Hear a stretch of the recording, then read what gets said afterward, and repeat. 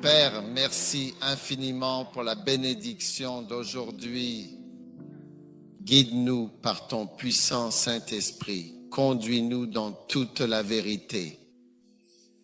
Nous te sommes reconnaissants, Seigneur Jésus, et nous te remercions. Tu as fait des choses merveilleuses pour nous. Nous t'aimons. Au nom de Jésus, nous prions. Amen. Amen. Asseyez-vous.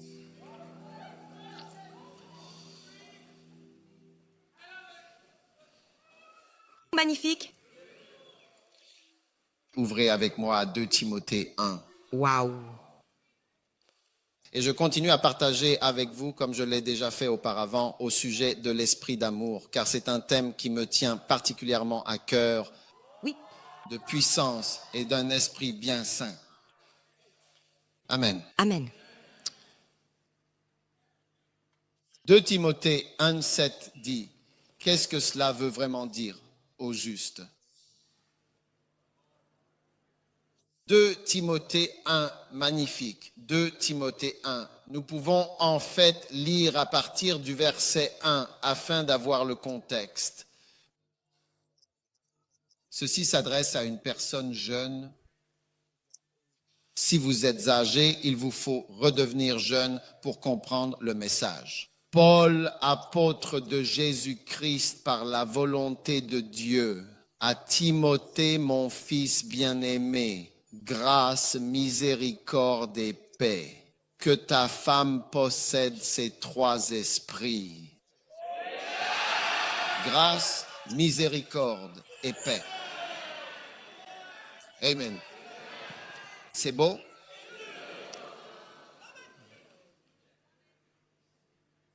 Magnifique. Écoutez, il y a de la place sur le côté ici.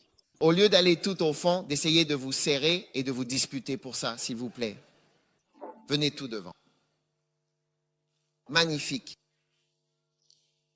Maintenant, verset 3. Je rends grâce à Dieu que j'ai hérité de mes ancêtres, que j'ai sincèrement servi avec une conscience pure et sans cesse. Je me souviens toujours de toi dans mes prières, nuit et jour.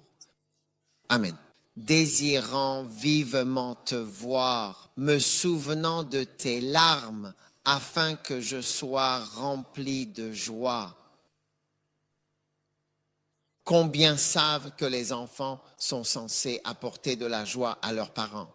Donc, ceux d'entre vous qui ne rendez pas vos parents heureux quand ils vous voient, vous n'êtes pas un bon fils ou une bonne fille. Vous n'appelez que lorsque vous avez besoin d'argent. Vous ne venez que lorsque, je veux dire, le signe de votre appel signifie que vous avez besoin de quelque chose. Est-ce un bon enfant? Non. Ce n'est pas un bon enfant. C'est comme si tu n'appelais que lorsque tu as besoin de quelque chose. Tu sais, ce n'est pas une bonne personne. Et tu penses que tes parents ne le remarquent pas. Ils remarquent que ils n'ont jamais de tes nouvelles, sauf quand tu as besoin de quelque chose. Ésaïe 40, 31.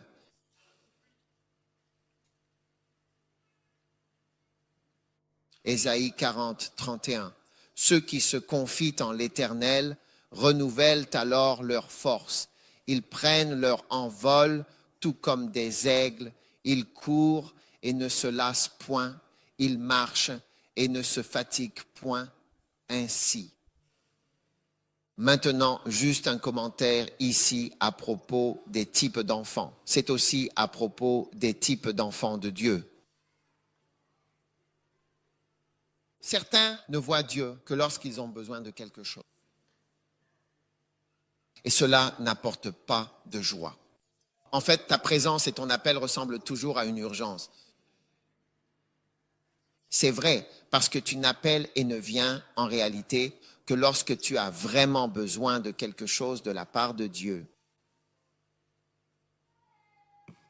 Maintenant, ce mot ici, ceux qui attendent l'Éternel. Regarde bien, ceux qui attendent l'Éternel, c'est bien ce passage. Le mot attendre ici signifie s'attarder, rester en attente. Ceux qui s'attardent. Et une autre belle signification, c'est que cela veut dire traîner dans les parages. Donc la Bible dit que ceux qui traînent dans les parages, ceux qui restent auprès du Seigneur, ceux qui traînent autour de lui, ils renouvelleront leur force. Donc, là où il y a des gens qui ne veulent pas traîner dans la maison de Dieu, mais qui veulent seulement venir prendre quelque chose de Dieu, tu vois, ce n'est pas une bonne chose. Votre responsable des huissiers devrait venir dire, il y a de la place ici, s'il vous plaît, au milieu, afin qu'ils puissent mieux voir. Quand tu viens à l'église, tu dois d'abord prendre les meilleures places et laisser les moins bonnes pour la fin. Zoé, rappelle-moi, où est-elle? Au bout d'un moment, ils font mal l'accueil. D'accord? Est-ce que tu écoutes, Maï? Oui. Magnifique. Les gens qui ne veulent pas traîner avec Dieu, c'est pour ça que nous ne devenons pas forts en Dieu. Je n'ai jamais trouvé quelqu'un qui soit devenu quelqu'un en Dieu et dans l'Église sans aimer simplement rester à traîner à l'Église. Oui, traîner, ça veut dire que tu restes là un peu sans but dans les environs. Donc l'idée de venir vérifier rapidement, finir avec Dieu, j'ai fini avec Dieu. Dieu a exactement à partir de 10h30, Dieu a 90 minutes. Dieu, tu sais que tu as 90 minutes, quoi que tu aies à faire. Oui? Assure-toi de le faire dans ces 90 minutes. Et honnêtement, je suis une personne très occupée.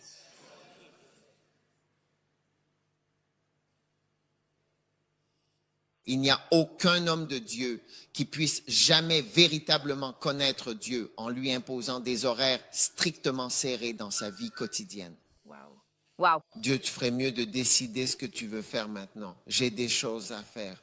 Toi aussi, tu as des choses à faire. C'est drôle. Tu devrais te voir à la morgue. À quoi tu ressembles quand tu es à la morgue? Tu n'es rien.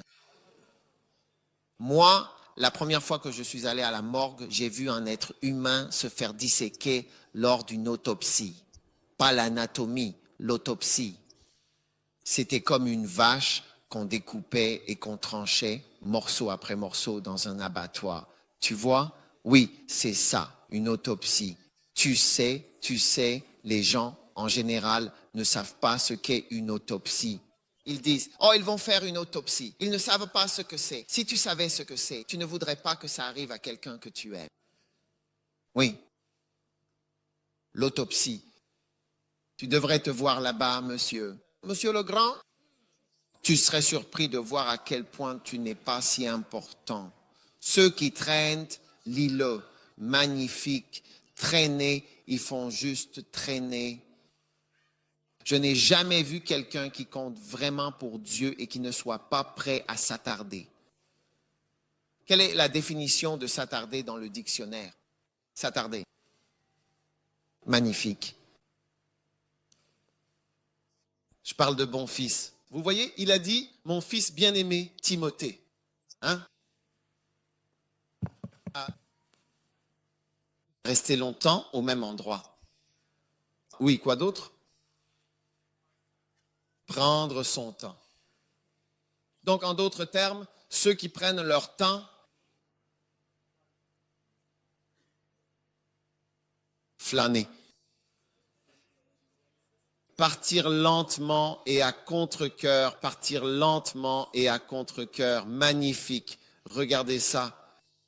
Retarder. Rester ou simplement attendre longtemps. Être lent, hésitant ou réticent à partir ou à bouger d'un endroit. Waouh! C'est fantastique. Quand il dit ceux qui attendent l'Éternel, c'est ce que cela signifie. Oh, qui est-ce? Ramenez-le. Viens me voir après l'église pour un coup de fouet. Waouh!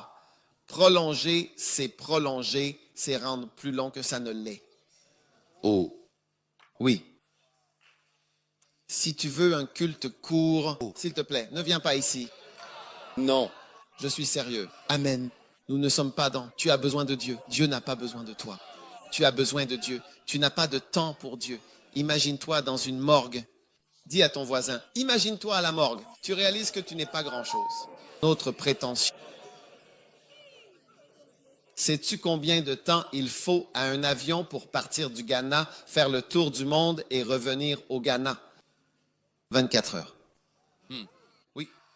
Comme British Airways ou bien KLM, d'Accra à Londres, puis jusqu'en Amérique, c'est 9 heures plus 6, donc ça fait 15, puis ça continue en Asie et revient tout le long du chemin. Ou alors de l'Afrique du Sud à l'Australie, puis en Amérique et retour en Afrique. C'est environ 24 heures ou peut-être même 30 heures. Oui, en volant à pleine vitesse. Mais si, par exemple, un avion traversait l'une des étoiles comme s'il volait à la surface d'une étoile, une étoile brillante et lointaine comme Sirius, quelles sont les étoiles? Bételgeuse. Bételgeuse, c'est la jaune. Ceux d'entre vous qui ne connaissent pas les étoiles, vous devez savoir que Bételgeuse. Grand chien. Grand chien, Ma major, ce sont les grandes. Il faut à un avion, lorsqu'il part de l'Accra de l'étoile et qu'il vole pour en faire le tour complet, il faudrait à l'avion environ 1200 ans pour faire le tour de l'étoile. J'essaie de vous montrer ici, de manière très simple et claire, la différence qui existe entre une étoile et la Terre. Amen. Comment Dieu a-t-il créé le soleil et la lune? Il a créé le soleil, la lune et les étoiles. Dieu est si grand et pourtant il semble si lointain. Quand je lui parle, il semble même qu'il n'entende pas. Comment puis-je aimer Dieu alors que je ne peux pas le voir? Et pourtant, c'est véritablement mon rêve. C'est l'objectif même de toute ma vie. Magnifique.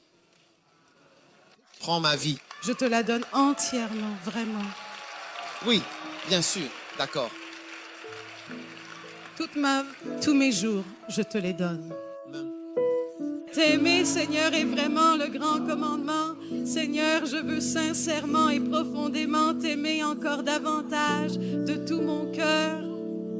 Tomber éperdument amoureux de toi, ressentir chaque battement de mon cœur qui s'accélère pour toi. Mais montre-moi, je t'en prie, comment t'aimer encore plus profondément, plus intensément chaque jour qui passe. Je ne veux pas simplement te servir sans t'aimer de tout mon être. Magnifique. Tu vois, Dieu est vraiment si grand et tu n'as même pas de temps pour lui, absolument. Oui. Tu ne fais appel à lui que quand tu as besoin de lui en cas d'urgence. Oui, ça ne peut pas marcher. C'est pourquoi Ésaïe 40, 31 dit, ceux qui attendent, c'est le mot attendre. Ceux qui restent. C'est pour ça qu'on reste à l'église toute la journée. Oui, on traîne simplement ici. Ceux qui traînent, tu verras, tu seras surpris. Amen. Alors ne te prends pas pour monsieur je sais tout à l'église. Apprends à rester à l'église, dans la présence de Dieu et avec des chrétiens. Certains d'entre vous, si vous vous précipitez pour rentrer chez vous après l'église, vous serez en train d'avoir des rapports sexuels avec quelqu'un à 5 heures. Oui. Dis à quelqu'un, c'est une prophétie. Fais attention à cette prophétie. C'est une prophétie, c'est-à-dire une annonce faite à l'avance concernant un événement qui pourrait se produire dans le futur selon certaines croyances. Oui. Alors, je veux que tu apprennes, que tu comprennes profondément et que tu t'efforces chaque jour de rester auprès de Dieu, de demeurer près de lui, de ne pas t'éloigner de sa présence, mais de rester fidèle et proche de Dieu en toutes circonstances. Amen. Et à ne pas être pressé de partir. C'est pour ça que je laisse le vendeur de kebab rester ici. Oh. Oui, et très bientôt, vous serez aussi de ce côté-là. Oh, oui. Magnifique. Pour pas ramener la définition. C'est être lent ou parfois même réticent à partir ou à bouger, à se déplacer. J'adore. j'adore, vraiment. Et c'est retarder, différer, rester ou attendre pendant une longue période. En d'autres termes, attendre longtemps. Oui. Ce sont ces personnes-là qui comptent, vraiment. Celles qui travaillent avec moi aujourd'hui, c'est pareil. Tu ne sais pas quand elles sont arrivées, tu les vois, elles traînaient tout le temps dans les parages. Je rentre chez moi à minuit, je vois la personne, tu es là, qu'est-ce qui se passe? Donc nous sommes là, en fait elles étaient toujours en train de traîner. C'est comme ça qu'on devient quelqu'un avec Dieu, parce que dit la Bible? Ceux qui attendent le Seigneur renouvellent leur force. Vous voyez, on ne peut jamais aller voir une personne importante et commencer à faire des exigences.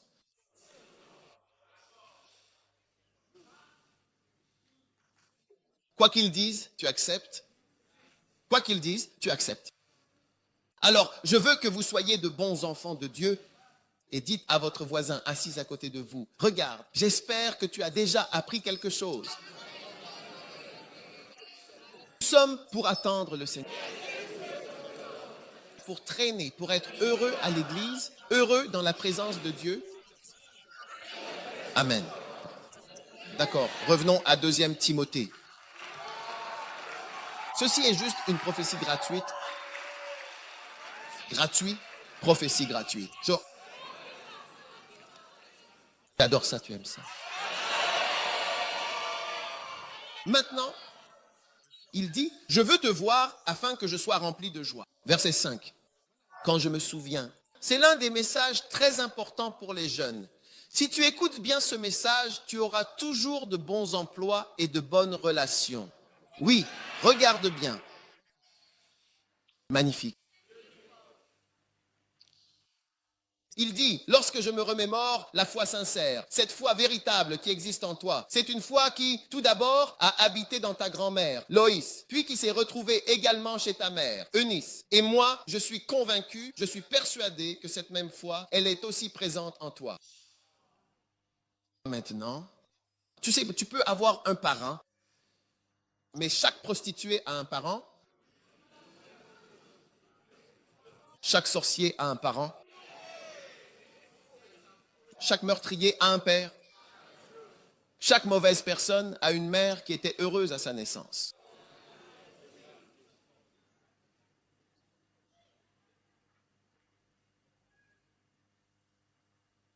Il faut bien le rappeler, la spiritualité ne se transmet pas à travers les familles. On espère qu'elle sera transmise, mais ce n'est pas automatique. Oui, ce n'est pas automatique. Tu comprends? Oui, ce n'est pas automatique. Que la spiritualité se propagera des parents aux enfants, de génération en génération. La mère d'Hitler était membre de l'église et l'y emmenait à l'église et l'a fait entrer dans la chorale. Donc Hitler était dans la chorale. Oui, Adolf Hitler était dans la chorale. J'ai vu une photo de lui dans la chorale. Oui. Et Joseph Staline, qui était 20 fois plus méchant que Hitler, était aussi dans une chorale, dans une église. Il y avait des ténors qui chantaient.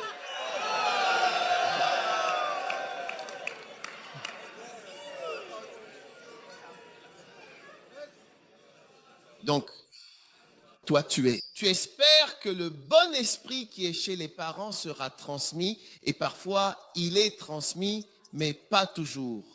Pas toujours. Pourquoi? Parce que Dieu te donne le choix et tu dois vraiment faire ce choix important, ce choix qui t'appartient. Donc, les parents peuvent te guider, t'influencer, prier pour toi, mais en fin de compte, tu dois absolument faire le choix toi-même, personnellement, sans que personne ne le fasse à ta place. Et il y a des enfants qui brisent le cœur de leurs parents. Donc, même si Eunice et Loïs étaient de bonnes personnes, ce n'était pas garanti à 100%. Mais Paul disait que je suis persuadé, j'espère, je suis convaincu que tu dois avoir le même bon esprit qui était chez tes parents. Oui. Parfois, une mauvaise personne, apparemment mauvaise, peut donner naissance à une très bonne personne. Et une bonne personne peut donner naissance à une mauvaise personne. Il est donc important pour nous de savoir que notre destin est entre nos propres mains. Et tu vas devoir prendre tes propres décisions. L'église de ton père ne sera pas forcément ton église. Toi, en tant que jeune, tu dois épouser la personne que tu veux. Tu ne peux pas juste... Si tes parents ont eu un bon mariage, cela ne veut pas dire que tu auras aussi un bon mariage. Ce n'est pas automatique. Oui, ce n'est pas automatique. Espérons que cela aide. Tu sais, ça aide. Ça aide vraiment, c'est certain. Mais certains très bons maris et de très bonnes épouses viennent de foyers qui ne fonctionnaient pas du tout. Oui, et certains mauvais partenaires de mariage viennent de foyers qui étaient très bonnes maisons. Donc malheureusement, les choses spirituelles ne sont pas génétiques. Mais il y a clairement une forte influence. Oui. Donc, quand tu viens d'un bon foyer et que tu agis d'une certaine manière, cela veut dire que tu es fortement rebelle. C'est pourquoi, même en venant d'un bon foyer, tu peux vraiment devenir un déviant. Cela signifie que tu es très fortement opposé à ce qui est évident, à ce qui t'a influencé. Vous savez donc les enfants, je veux que vous sachiez, oh oui, c'est le cas. Ceci est une église pour enfants, donc je veux que vous sachiez que vous choisissez vous-même votre propre épreuve. C'est pourquoi je parle de ces trois esprits. Oui, si ceci est une lettre à un fils, mon fils Timothée, je veux être heureux quand je te vois. Et je me rappelle les bonnes choses qui étaient chez tes parents. Et je prie pour que tu sois au moins aussi bon que ta mère et ta grand-mère. Oui. Vous savez, prenez quelqu'un comme Kenneth Hagin. Vous savez, quand vous allez à l'école biblique de Kenneth Hagin, il y a une salle qui s'appelle Ruka Memorial Hall. Vous savez, Ruka était quelqu'un qui s'occupait de lui. Mais son père, il ne connaissait pas son père. Il a dit que son père est apparu, mais il ne l'a jamais vu, il n'a jamais connu son père. Son père ne s'est jamais occupé de lui. Il l'a juste laissé et est parti. Grandi, il devint père responsable. À toi de voir. Oui. Et son frère aîné, et ainsi de suite, ils étaient tous différents. Vous savez, je priais pour qu'ils soient sauvés. Donc ce n'est pas une affaire de famille, mais il faut prier parce que tu es un individu et tu dois prendre des décisions de qualité pour que ta vie prenne une certaine direction. Parce que le lit que tu te fais, c'est celui dans lequel tu t'allonges. Vous savez, ceux d'entre vous qui sont déjà allés à la ferme. Vous savez, quand vous allez à la ferme et qu'en chemin, votre ventre vous dérange. Et que vous vous accroupissez pour faire caca en route. Et puis vous allez à la ferme. Quand vous revenez, vous retrouvez ce que vous avez laissé là où vous l'avez laissé. Sentez-le encore plus qu'au moment où vous l'avez déposé. Oh, vous n'êtes pas des agriculteurs. Vous n'êtes jamais allés à la ferme. Vous êtes des citadins, vous tous. Vous êtes des étudiants de la ville. Voilà ce qui se passe à la ferme. Combien d'entre vous sont déjà allés à la ferme? Oui, ce que je dis n'est pas vrai. Oui, mais vous voyez, on dirait que vous ne mangez que du maïs, du bœuf et ainsi de suite. Comme si vous étiez très chic, des gens distingués.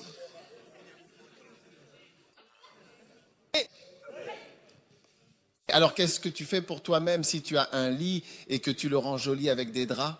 Et donc, quand tu arrives, tu le vois là. Ce que tu as fait pour toi-même, tu viens en profiter. Donc, si tu as un bon esprit en tant que jeune, tu t'es créé une vie bonne et meilleure. Alors, magnifique. Il dit, j'espère que ce qui était en tes parents sera en toi. Et le verset 6, regarde. Fantastique. Il a dit, je te rappelle que tu ravives, que tu ranimes le don de Dieu qui est en toi. Tu sais, Dieu nous a tous donné des dons. Mais tu peux facilement avoir un don et ne pas l'utiliser. Prenons les chanteurs, par exemple. Tu vois? Par exemple, certaines des filles que j'ai fait chanter aujourd'hui, ils sont tous de bons chanteurs. Toutes. Elles doivent utiliser leur don. Parfois, quand tu n'as pas utilisé un don, le don devient rouillé. Parce que tu ne l'as pas utilisé. Oui. Mais quand tu l'utilises, tu vois que tu l'as ravivé et que c'est magnifique. Alors, quel que soit le don que Dieu t'a donné dans cette vie, tu n'es pas venu ici les mains vides. Je veux dire, la plupart d'entre vous avaient des cheveux à la naissance. N'aviez-vous pas quelque chose? Ou étiez-vous chaud? Tu sais? Au moins, tu as quelques cheveux sur la tête, n'est-ce pas? Et certains d'entre vous avaient des ongles, etc. Je veux dire, vous êtes nés avec quelque chose. Et Dieu vous a donné quelque chose. Vous devez l'utiliser. Nombre. Parfois, votre beauté est votre don. Oh oui, je vous le dis. Vous savez, une partie de votre douceur, votre sourire, vous n'en avez aucune idée. Une partie de votre force.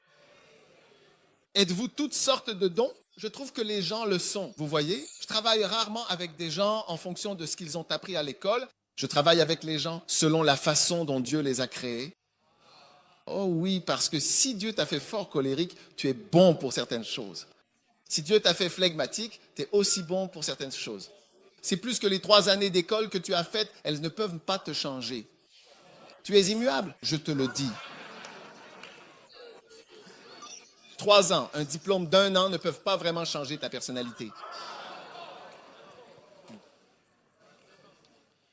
Quoi? Un jour, j'ai vu, je ne sais plus si c'était un médecin, une infirmière ou une personne du milieu médical qui mangeait du kenké et je crois du poisson ou quelque chose comme ça. Et il y avait des mouches partout et il était très à l'aise, hein, que ce soit un étudiant en médecine, un médecin ou autre. Et je regardais, comme je l'ai dit, les mouches, parce que nous l'avons tous appris. Chez la mouche domestique, la mouche s'appelle Mascotte domestica. C'est le vrai nom d'une mouche domestique, Mascotte domestica. Tu sais, elle est allée chez des gens, elle est allée prendre. Elle arrive comme un hélicoptère apportant ce que tu as déposé ici, elle vient le déposer sur ton kenki. Et tu as fait des études de médecine, tu as été à l'école d'infirmier, tu connais la médecine, mais tu es à l'aise. Alors j'ai réalisé que la médecine que la personne avait apprise ne pouvait pas changer le villageois. C'était dans l'âme.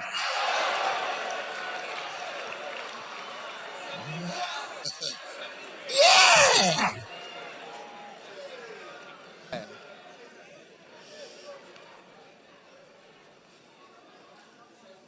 Tu sais, même à mon mariage, quand on était au mariage, il y avait de la nourriture dehors. Je n'ai rien mangé. J'ai vu une mouche, alors j'ai dit, c'est fini. Même si je vois une mouche, ce n'est pas la fin de l'histoire, parce que ceux d'entre vous qui sont déjà allés aux toilettes dehors, dès que les choses tombent par terre, les mouches sont là. Tu ne sais pas d'où elles viennent. Chaque mouche est un hélicoptère apportant des missiles de quelque part. C'est un hélicoptère. C'est un hélicoptère biologique. Oui? Donc, ce que je veux dire, c'est que l'école n'arrive pas à changer autant de choses en toi. Mais si tu peux découvrir le don que Dieu t'a donné, tu seras surpris de voir que c'est justement cela qui te fera réussir. Parce que je n'utilise pas ce que j'ai appris à l'école, j'utilise ce que Dieu m'a donné comme don. Oui. Dieu a fait de moi un leader. Alors je dirige. Oui. Je n'utilise pas ce que j'aime. La physiologie, la biochimie, l'anatomie, l'orthopédie, la chirurgie générale, l'anesthésie, la médecine interne, l'ophtalmologie, la psychiatrie. Je ne l'utilise pas. J'utilise autre chose qui est un don. Le don d'être un apôtre, un prophète à temps partiel. C'est cela que j'utilise. Je n'utilise pas les choses de l'école. Alors, quel est ton don? Et ce don, tu sais, doit être ravivé. Et c'est pourquoi il dit, ravive le don qui a été mis en toi. Et le verset 7, regarde, nous lisons la Bible. Si tu viens à l'église et que tu n'aimes pas la Bible, ne viens pas. S'il te plaît, ce n'est pas un journal, c'est la Bible. Il est écrit, car Dieu ne nous a pas donné un esprit de peur, mais de puissance. De puissance, ou bien l'esprit de puissance, d'amour et de sagesse. Oui, de sagesse. Ce sont donc 3 esprits qui vous aideront à utiliser le don que Dieu vous a donné. Dieu ne nous a pas donné un esprit de crainte qui vous empêcherait d'utiliser les dons, mais un esprit de puissance, d'amour et de sagesse. La semaine dernière, je vous ai donc parlé de l'esprit de puissance. Il est écrit, « Mon peuple sera plein de bonne volonté au jour de sa puissance. » La puissance vous rend disposé. Si vous avez le pouvoir financier, vous serez prêt à donner. Quand je suggère de donner ceci, vous répondez, « Oh, oui, oui, pourquoi pas, oui. Tenez, voilà, peu importe. » Vous savez, si vous avez le pouvoir financier, si vous avez 10 000 se disent dans votre poche ou 5 000 et que je parle maintenant en disant que Dieu agit et que vous devez donner 100 se dit. Oh, vous vous levez simplement. Pourquoi pas? Je veux dire, je suis très disposé parce que vous avez le pouvoir. Donc, le pouvoir vous rend disposé. Quand vous n'avez pas de pouvoir, vous n'êtes pas disposé. Donc, l'esprit de puissance est très important. Maintenant, aujourd'hui, je veux parler de l'esprit d'une pensée saine. Oui, un esprit de pensée saine. D'accord? Alors, si vous voulez une église courte, il faudra aller ailleurs le dimanche. D'accord? Alors, qu'est-ce qu'un esprit de pensée saine? Je pense que la meilleure façon de le dire, c'est que lorsque quelque chose entre dans le domaine de l'esprit, ce n'est plus logique. D'accord? Donc, tout ce qui est illogique et ne suit pas de séquence logique est généralement un esprit. Donc maintenant, l'esprit de la pensée saine est l'esprit d'une bonne pensée. Nous voulons donc maintenant nous assurer que vous n'avez pas certains types d'esprit. D'accord? Et votre esprit est très important. Souvenez-vous-en. Je crois qu'il n'y a personne ici qui aimerait avoir une maladie mentale. Non. Alors passons en revue ce qui n'est pas un bon esprit. D'accord? Et si vous n'avez pas de mauvais esprit, alors votre esprit est bon. Vous comprenez? Vous avez un esprit de pensée saine. Donc, premièrement, les mauvais esprits. L'esprit d'une mauvaise pensée que vous ne devez pas avoir. D'accord? Donc, premièrement, les peurs. Les peurs. Et tout ce que je dis se trouve dans la Bible, mais aussi en médecine. Les peurs sont appelées phobies en médecine. Vous comprenez? Psaume 34, 3. Magnifiez avec moi l'Éternel. Exaltons ensemble son nom. J'ai cherché l'Éternel et il m'a répondu. Il m'a délivré de toutes mes frayeurs. Amen. Donc, les peurs étaient un ennemi, car Dieu ne te délivre pas de tes amis, il te délivre de tes ennemis. Donc, avoir des peurs, c'est avoir un ennemi, et les gens ne s'en sortent pas à cause des peurs qu'ils portent en eux. Maintenant, tout comme les garçons, nous, les frères, sommes tourmentés et luttons contre la convoitise. Je sais que les filles, certaines d'entre vous pensent avoir de la convoitise. Mais quand vous vous mariez, vous découvrez que ce n'était pas de la convoitise. C'était autre chose. Tu voulais juste un câlin ou être prise dans les bras, mais tu ne sais pas que tu n'as pas vraiment de convoitise. Certaines en ont, mais ce sont des femmes très particulières et ainsi de suite. Mais tu sais, en général.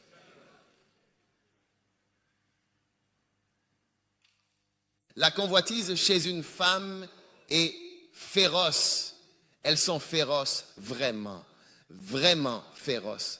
Et beaucoup de gens gentils ne le sont pas à cause de leur peur.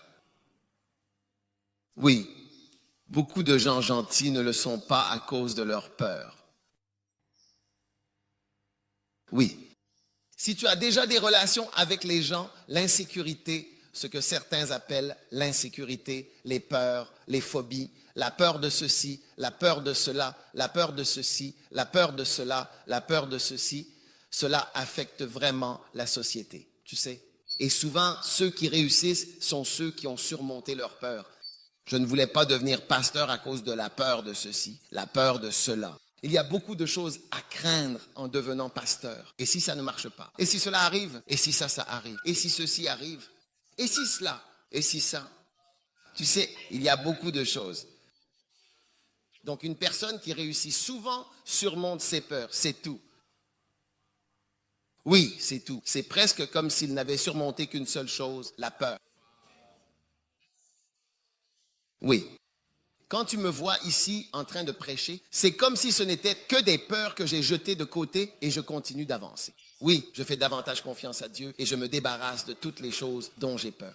Donc, une personne qui réussit, souvent, c'est la peur. Il y a certaines peurs que la personne doit surmonter.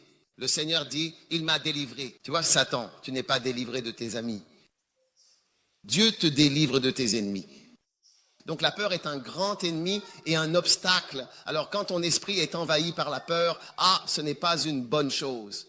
Si tu aimes une fille et que tu lui dis « je t'aime », elle te répond « tu es sûr ?» Le meilleur film à regarder pour ça, c'est Love Brewed in an African Pot, si tu peux le voir. Je veux dire, le gars, la fille a dit au garçon, je t'aime à 99, 3/4%. Elle a dit, il suffit d'ajouter le quart restant et c'est tout. Je t'aime à 99, 3/4%, mais l'homme était un ajusteur. C'était un ajusteur. Tu sais ce qu'est un ajusteur? Comme un ingénieur. Quelqu'un qui est ingénieur, il répare des voitures. Un mécanicien, c'est un ingénieur. Tu ne comprends peut-être pas ce que tu dis. C'est un ingénieur. C'est un ingénieur en mécanique. Et elle était en train de devenir avocate. Oui. Il a donc toujours eu peur qu'elle aime une personne supérieure. Elle craignait qu'elle tombe amoureuse de quelqu'un de plus haut placé qu'il était, comme aussi un avocat ou quelque chose comme ça. Alors ça gâche leur amitié. Tu peux regarder ça sur YouTube. Tu le vois, l'amour couvre, tu seras triste. Peut-être que tu peux regarder à peu près la moitié. Quand ça commence à t'envahir, alors tu l'éteins. Oui. Comment la peur gâche le bonheur.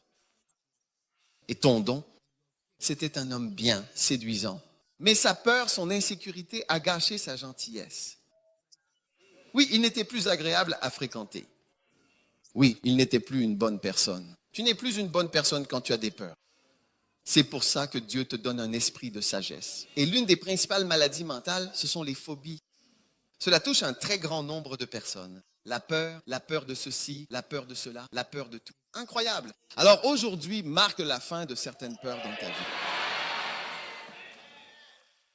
Incroyable. Maintenant, les phobies ont un impact sérieux sur le bien-être. D'accord? Et elles sont courantes. Je lis l'Association psychiatrique américaine des États-Unis. Il est dit que les phobies sont l'une des maladies mentales les plus courantes dans l'État. Donc, la peur est considérée comme une maladie mentale.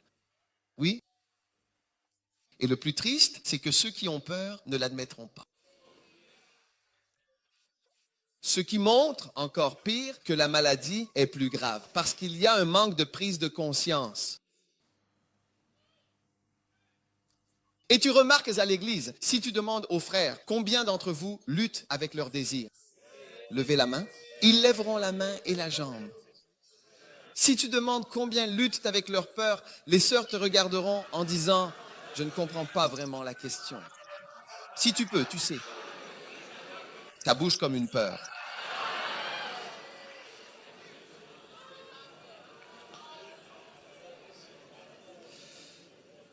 Parfois, les peurs ressortent clairement. Et la peur du noir s'appelle l'acrophobie. La peur de prendre l'avion. Tu vois? Il y a de nombreuses fois où j'ai regardé un avion et je me suis dit, bien sûr, ce truc peut décoller. On est tellement nombreux, il y a tellement de bagages. Tu te demandes si ça va décoller. C'est très lourd.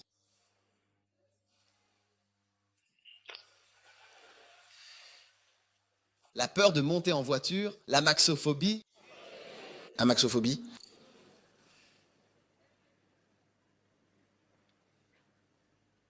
Peur des hommes. Androphobie. Androphobie. Oui? Androphobie. Des femmes ont peur des hommes. Si tu es une fille, chute.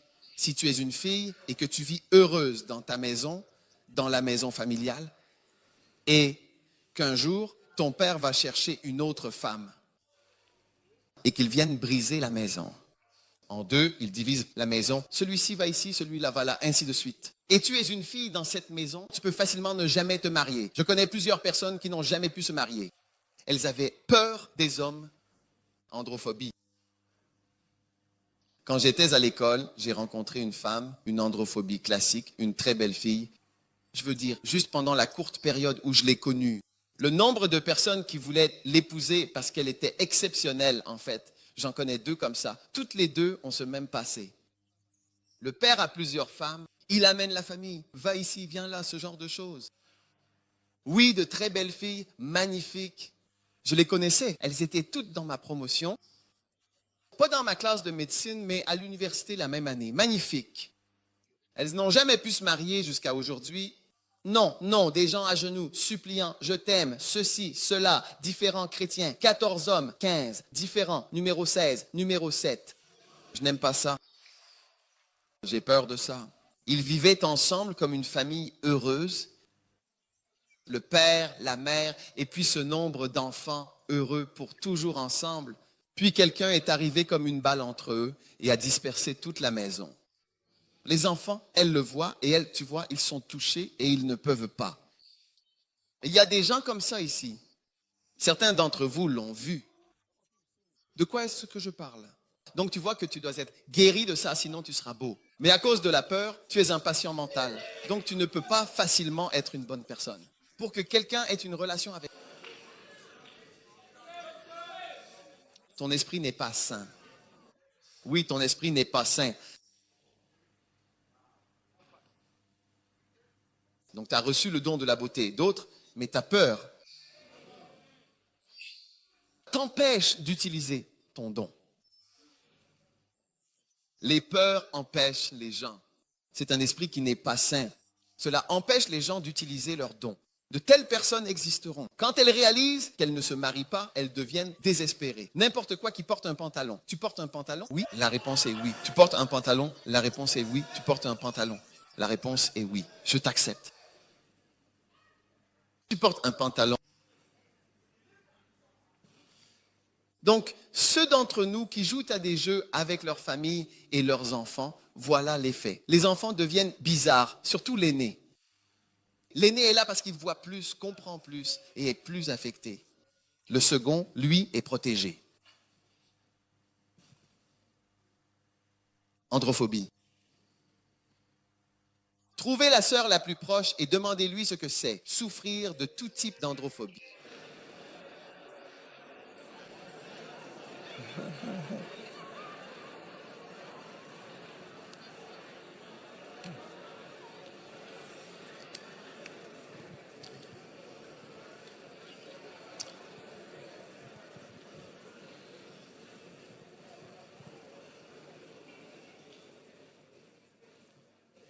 Alors, la phantosmophobie. Oui, la phantosmophobie. Aphantosmophobie.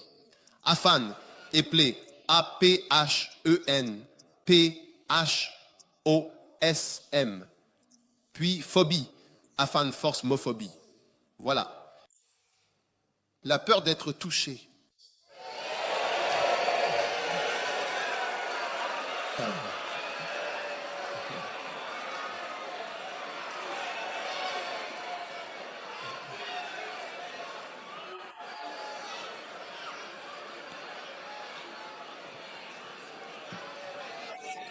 Vous épousez quelqu'un qui a l'aspenphosmophobie.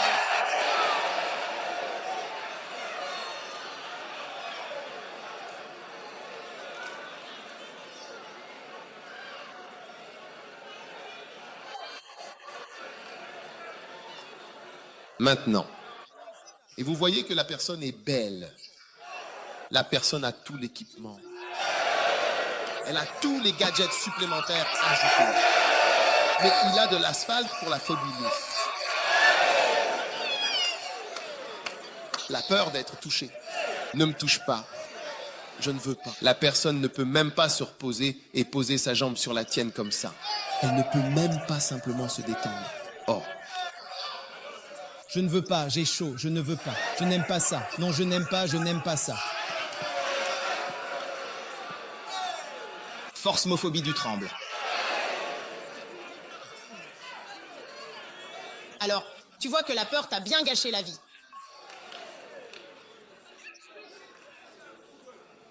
La peur a gâché ta belle vie. Oh, il y a vraiment des maris qui souffrent de l'aspenphosmophobie. Oui, libérés de l'aspen. Phosphomophobie. Ouais, ils ne peuvent pas toucher. Ils ne peuvent pas se sentir libres. Une telle personne ne t'embrassera jamais. Non, non, non, non. Ça doit être une formalité au mariage et après, c'est fini. Phosphomophobie du tremble. Oui, toucher, embrasser, mais vraiment, aucune relation tactile, absolument aucune. Oui. Leur esprit ne fonctionne pas bien. Combien veulent épouser quelqu'un qui a l'aspencosmophobie?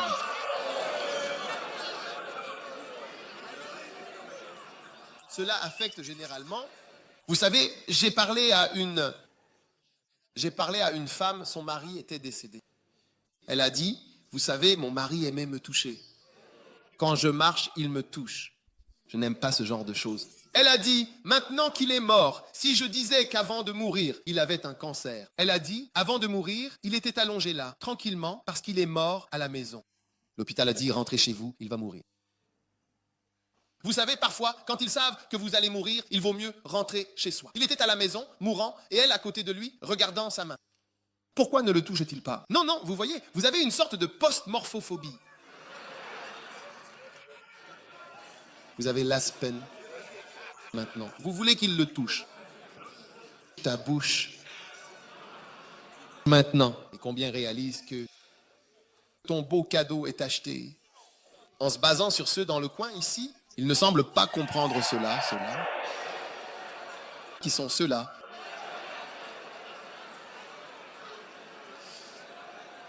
D'où venez-vous? Vous venez du village?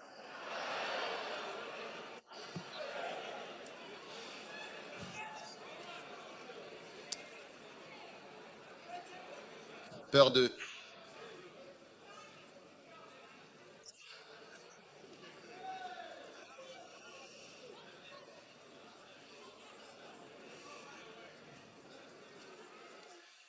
La taxophobie. Ataxophobie. Peur du désordre. Super mélancolisme. Peur du désordre et du manque de propreté. Ataxophobie.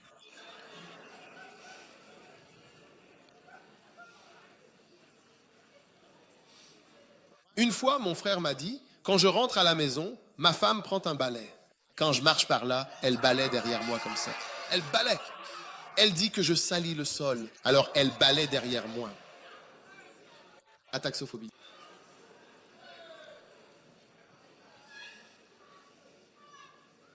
Avant de m'en rendre compte, personne n'est heureux. Autophobie. Autophobie. Autophobie.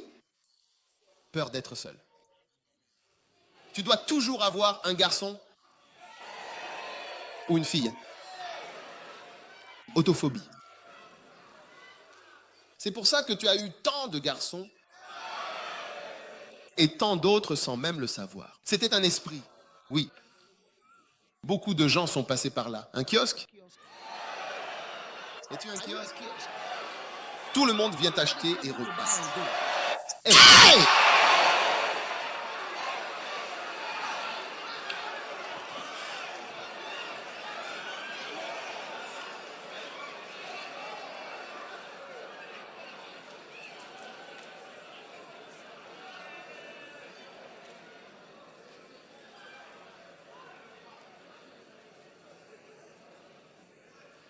Cacophobie. Cacophobie. Connais-tu la cacophobie? Veux-tu savoir ce qu'est la cacophobie? La cacophobie est en général la peur de la laideur. Oui. Tu as peur d'être laid et on te dira que tu es si beau, belle. Tu demandes, es-tu sûr que je suis beau, belle? Alors je t'aime, tu es comme un papillon. Tu es la plus belle fille que j'ai jamais vue. Suis-je la seule à qui tu dis ça? Cacophobie. Cacophobie. Tu es tellement belle. Tes seins sont comme des citrons. Oh, tu es sûr que ma poitrine est bien? Ma poitrine ressemble à une crêpe. Tu dis que c'est comme un citron.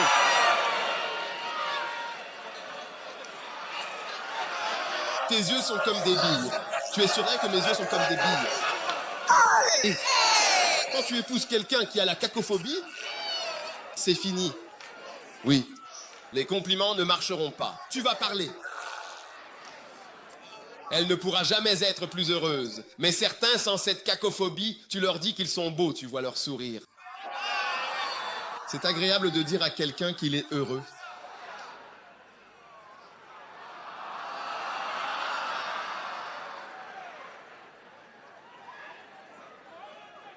incroyable cacophobie. Donc j'aime ton... Peu importe, quand c'est tellement, tellement beau. Et tu es vraiment, vraiment magnifique.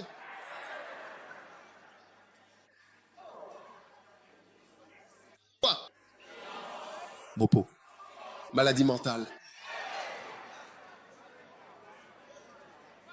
Il a dit, Dieu ne t'a pas donné un esprit de peur. Et des services médicaux pour les phobies. Les gens luttent, ils ne savent pas contre quoi ils luttent. Les gens luttent à la maison. Rien ne peut te rendre heureux. Tu n'es jamais content de tes parents. Ton père fait tout ce qu'il peut. Ta mère fait tout. Courbé en quatre, mais jamais satisfait de rien, tu. Sans savoir que ton esprit est malsain.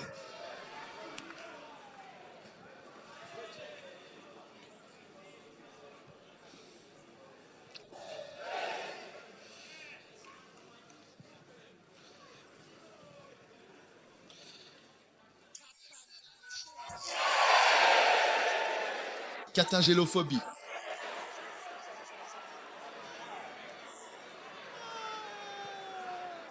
Catagélophobie. Catagélophobie. Peur d'être ridiculisé. Peur que les gens se moquent de toi. Oui. Tu ne ferais pas tant de choses parce que tu as peur que quelqu'un se moque de toi. Oui. Quelqu'un se moque de ta prédication. La première fois que j'ai baptisé quelqu'un, la personne à côté a ri parce que je ne l'ai pas baptisé. Catagélophobie. Si je ne pense pas que la catagélophobie aurait pu m'affecter, la peur que les gens rient, cela t'empêchera d'avoir un ministère de guérison. Quelqu'un sera assis là, en train de rire, disant « Est-ce un miracle? Est-ce un miracle ?» Tu ne peux pas faire d'appel à l'autel parce que tu as peur. Catagélophobie. Les gens vont se moquer de toi. Oui. Les gens vont se moquer de moi dans le ministère, dans la vie. Quelqu'un dit « Je n'aime pas du tout quand les gens se moquent de moi, parlent de moi. Je n'aime pas du tout cette chose-là. » Catagélophobie. Tu es délivré de cet esprit au nom de Jésus. Amen.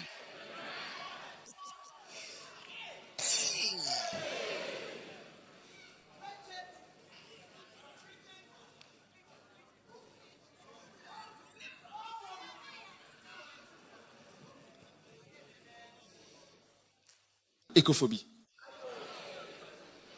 Écophobie. Peur de la maison, de rentrer à la maison.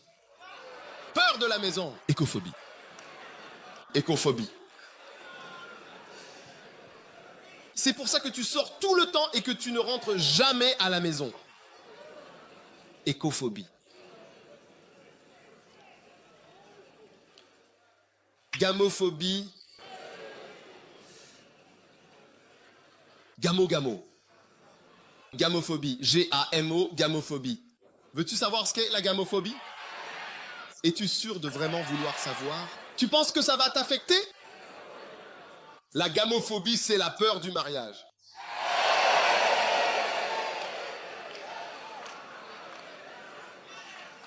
Oui. Tu as peur de te marier. Mais il faut de la foi pour t'épouser. Et si ça ne marche pas? C'est pour ça que certaines personnes n'arrivent pas à faire leur demande. Et toi, quand je te fais ma demande, eh bien, c'est pour cela qu'un homme qui a une bien-aimée, qui a pu se fiancer, qui a pu le faire, c'est respecté. Rien que le fait d'avoir pris toutes ces décisions montre que tu as surmonté la gamophobie. C'est vrai. Je veux dire, parce qu'il y a tant de filles et qu'elles sont toutes si belles, chacune semble avoir une fleur différente, une odeur différente, une sensation différente, un goût différent. C'est comme une soupe de granola, comme une soupe. Je ne suis pas une soupe. Je veux dire, soupe aigre piquante, soupe de poulet au maïs. Des soupes. Tu ne sais pas laquelle choisir.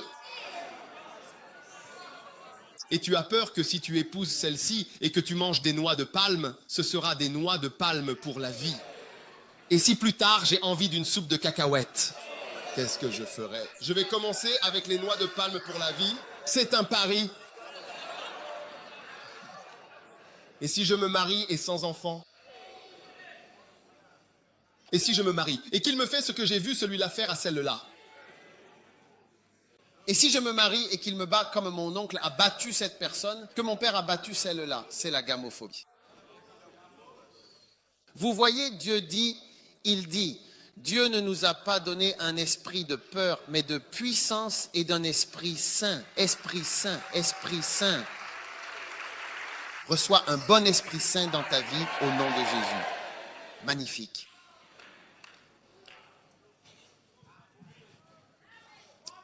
Es-tu toujours intéressé? Continuez. Iatrophobie. Iatrophobie, tu sais ce que c'est? Peur des médecins.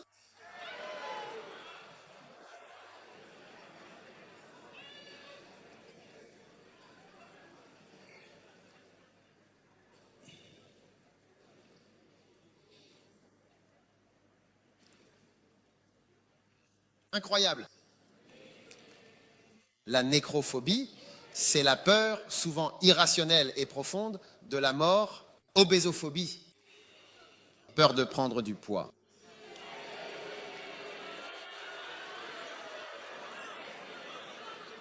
Obésophobie.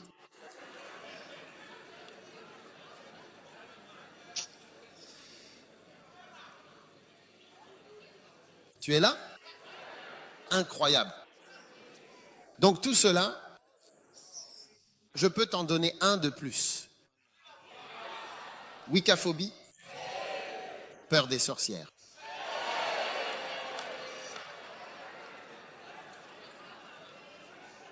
Wiccaphobie, peur des sorcières.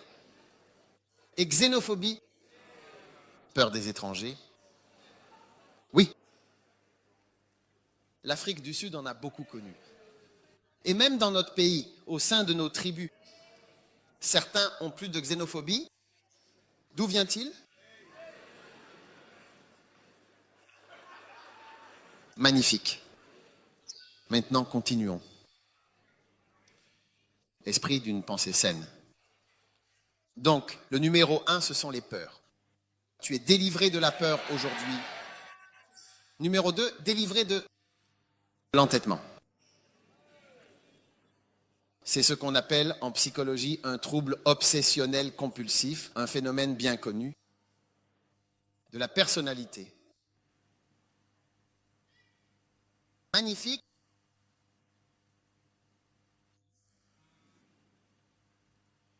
Maintenant, l'entêtement ressemble à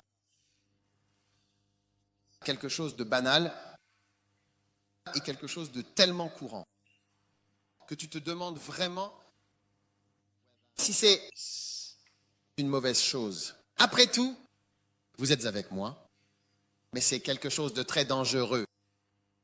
C'est ça. Trouble obsessionnel compulsif de la personnalité. Cette personne est rigide et inflexible dans ses croyances. Oui. Donc cette personne est obsédée parfois par certaines choses, par certains aspects, comme le perfectionnisme, le contrôle et la rigidité. Cette personne est rigide. Alors aujourd'hui, vous êtes délivrés. Et vous voyez, dans la Bible, ce genre de rigidité est décrit dans 2 Samuel. Au verset 15, il est dit, la rébellion est comme le péché de la sorcellerie. Deuxième été, 1523. Mais l'entêtement est comme l'iniquité et l'idolâtrie, donc que de mauvaises choses. L'entêtement, ce n'est que des mauvaises choses. Donc personne ici. Quand tu es têtu, tu as en fait un problème. Très bien, permets Samuel 15, 23. 1 Samuel 15, 23. Très bien. L'entêtement est comme l'iniquité. Donc tout péché, toute iniquité et tout culte des idoles, c'est la même chose que l'entêtement. Donc, quand tu es têtu, c'est comme si tous les péchés du monde étaient sur toi et tout le culte des idoles était sur toi. Voilà à quel point l'entêtement est grave. C'est pourquoi la Bible dit dans Deutéronome 21, verset 18. Deutéronome 21, verset 18. Il est dit que si un homme a un fils entêté ou bien rebelle, qui n'obéit pas à la voix de son père, et à la voix de sa mère. Et que même lorsqu'il le réprimande, il ne les écoutera pas. Regardez l'entêtement. C'est une chose tellement mauvaise. Regardez la prescription que Moïse a donnée pour traiter l'entêtement.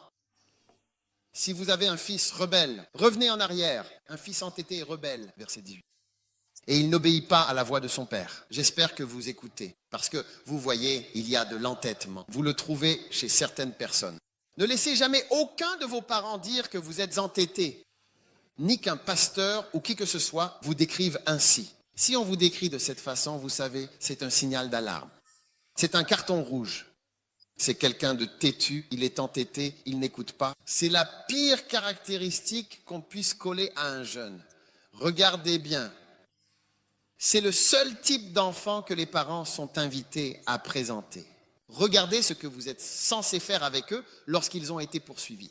Ils n'écoutent toujours pas. Regardez le verset 19. Alors son père et sa mère le saisiront et l'emmèneront vers les anciens de la ville, eh bien à la porte de sa ville. Et ils diront aux anciens, voici notre fils. Notre fils est têtu et rebelle. Il ne veut pas obéir à notre voix. C'est un glouton et un ivrogne. Parce que lorsque tu n'obéis pas, c'est la même chose. Alors, que dit-il? Et tous les hommes de la ville le lapideront à coups de pierre afin qu'il meure. Ainsi tu ôteras le mal du milieu de toi et tout Israël l'entendra et craindra. Oui, c'est le traitement réservé à un enfant rebelle dans le Deutéronome. Il faut le rappeler. Non, c'est fort. C'est la pire description qu'on puisse jamais te donner en tant que jeune personne. Et la plupart d'entre nous l'ont déjà entendu, au moins une ou deux fois. Levez la main si quelqu'un vous a déjà dit cela auparavant. Comme ça, je pourrais prier pour vous. S'il vous plaît, ne faites pas semblant. Regardez. Cela montre donc que des démons essaient de vous détruire. Vous voyez, la Bible dit que la sagesse d'en haut, dans Jacques, la sagesse d'en haut est d'abord pure. Jacques 3, je crois. La sagesse d'en haut est d'abord pure, ensuite pacifique, ensuite modérée. Sagesse est facile à persuader. En effet, c'est-à-dire, il est vraiment facile de te parler, facile de te raisonner. Vous savez, récemment, j'ai rencontré quelqu'un, il dit qu'il est pasteur, et j'essayais de parler à cette personne de quelque chose. Je n'ai pas du tout réussi à passer. Tout le monde a essayé, et moi aussi j'ai essayé. On ne peut pas passer. C'est très imprudent de ne pas pouvoir être raisonné. Très imprudent. C'est imprudent. Et regarde le fils têtu, élimine-le. C'est une maladie mentale. Alors ne sois pas quelqu'un à qui on ne peut pas parler.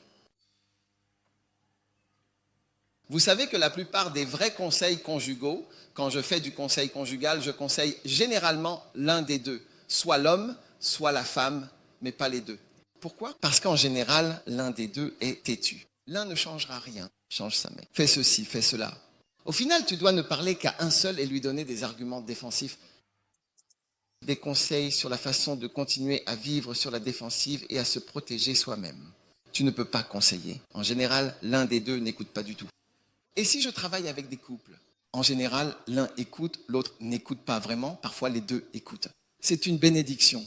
Quand tu as mis écouter, dis allons-y. Tu peux dire arrête, feu vert, viens ici. Arrête, d'accord, viens par ici. Viens vite, vite, vite, viens d'abord. D'accord, arrête. Puis, ok, toi viens, viens. Alors, ce morceau du feu de signalisation. Mais là où ça ne marche pas, j'ai dit arrête.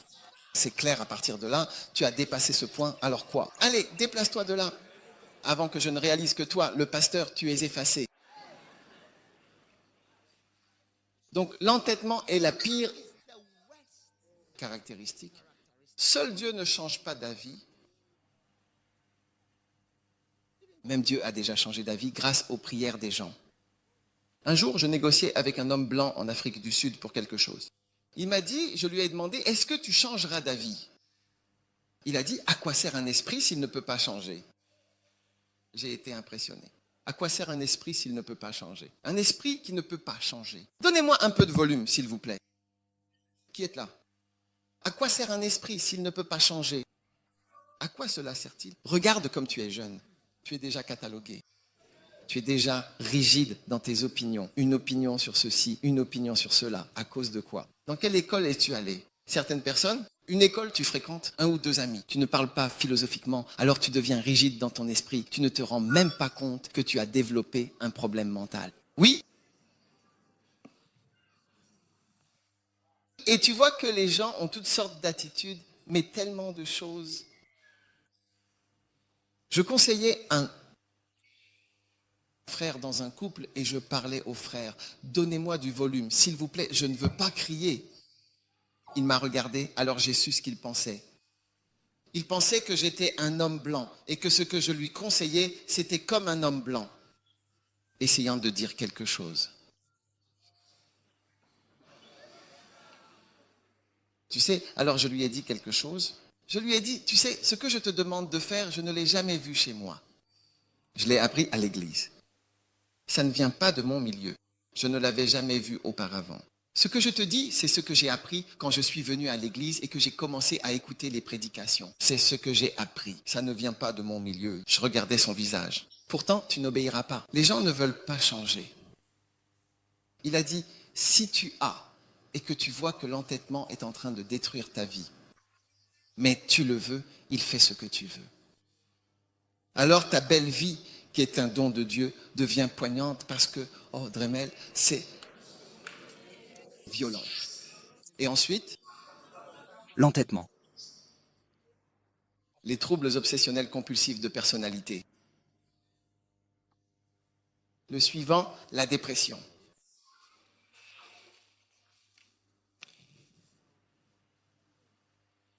L'Esprit du Seigneur est sur moi. Dépression, lourdeur. Il y a des gens là-bas, ils sont toujours tristes, toujours sérieux, très silencieux. Maintenant, dans la Bible, cela s'appelle la lourdeur. Lourdeur. Ésaïe 60, verset 3. Pour les établir dans Sion, pour leur donner un vêtement de louange au lieu d'un esprit abattu. Proverbe 12, verset 25. L'inquiétude dans le cœur de l'homme l'abat, mais une bonne parole le réjouit. Psaume 119, verset 28. Mon âme se fond de chagrin.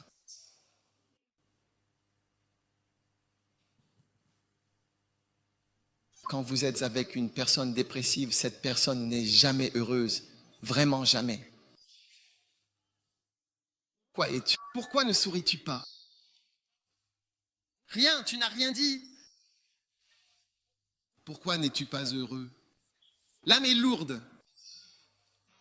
Es-tu une jeune fille comme toi, un jeune garçon? Tu as une humeur et un visage à contrôler. Même ton colocataire ne peut pas le supporter.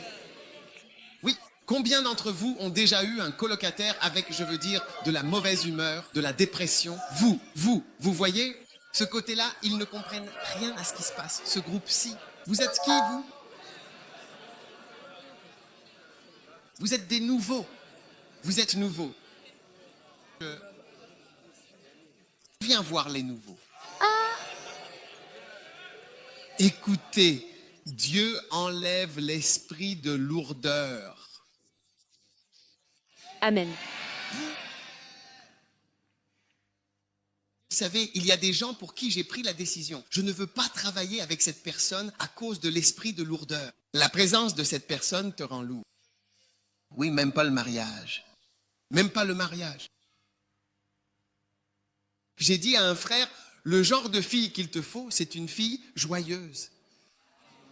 Tu n'as pas besoin de porter l'humeur de quelqu'un. Tu as besoin de grâce, de paix et de joie. Tu n'as pas besoin d'un projet. Tu as besoin de bonheur. Es-tu psychologue? Je veux dire, est-ce que le mariage, c'est pour devenir psychologue ou psychiatre et faire du conseil tous les jours? Hein? Grâce, paix et joie. Le bonheur. Tu regardes le visage de la personne et pourquoi es-tu triste? Rien. Rien.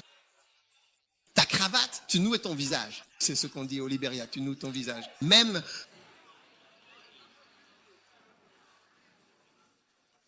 pendant que je prêche, il y a des gens avec l'esprit de lourdeur assis là à me regarder.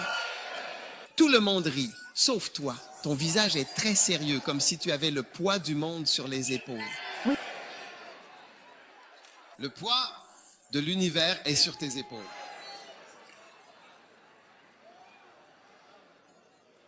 Frères, n'épousez pas des sœurs avec un esprit de lourdeur. Amen. Je vous conseille, vous ne serez pas heureux. Et surtout, si vous êtes un frère sérieux, il vous faut une personnalité plus légère à vos côtés.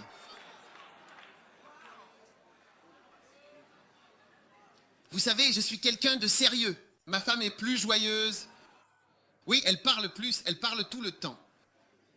Elle parle à tout le monde et elle me parle aussi. On ne peut pas être sérieux tout le temps. Dis à quelqu'un, tu ne peux pas être sérieux. Je veux dire, tu as eu une journée difficile. Tu rentres chez toi pour continuer avec un visage fermé, plein de lourdeur. Et si on devait dessiner vos visages, vos lèvres seraient tournées vers le bas comme ça. Voilà, celle qui descend.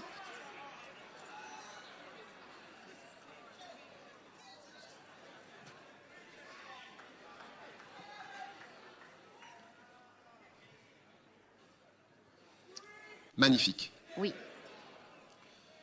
La suivante. Délivrer des illusions, de la schizophrénie, de la folie. C'est ça, tu sais, vraiment les illusions. Tu comprends? Ésaïe 66, 4. Je choisirai leurs illusions et leurs terreurs, et je ferai venir sur eux leurs craintes.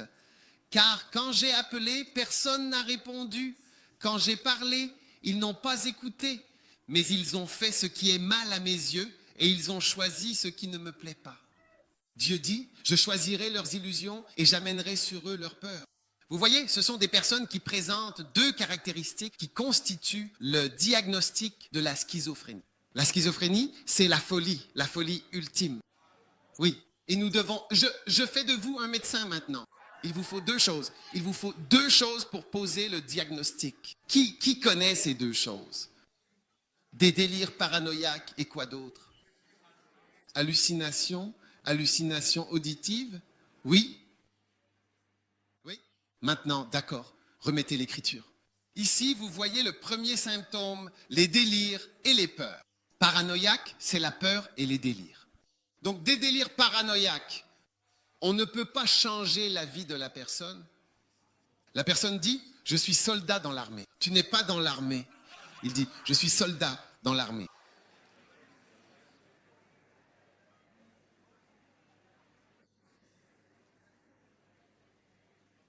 Un homme était à la maison avec sa femme. Il a dit, ma femme a une liaison. Vous voyez la voiture, la lumière qui passe, le flash, c'est un signal de l'homme qui lui fait signe dehors de venir. Ce n'est pas vrai, c'est juste. Vous ne pouvez pas lui faire changer d'avis.